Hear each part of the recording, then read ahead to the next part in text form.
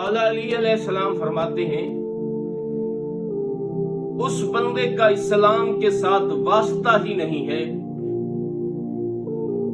جو عمار یاسر کی شہادت پر غمگین نہ ہو۔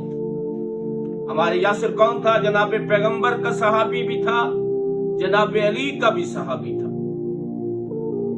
ایک ملعون جس کا نام ہادیہ ہوا تھا، اس نے عمار یاسر کو شہید کیا۔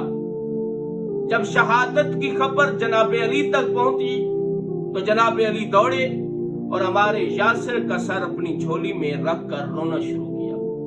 اس وقت جناب علی نے کہا تھا اس بندے کا اسلام کے ساتھ واسطہ ہی نہیں ہے جو حضرت عمار کی شہادت پر غمگین نہ ہو۔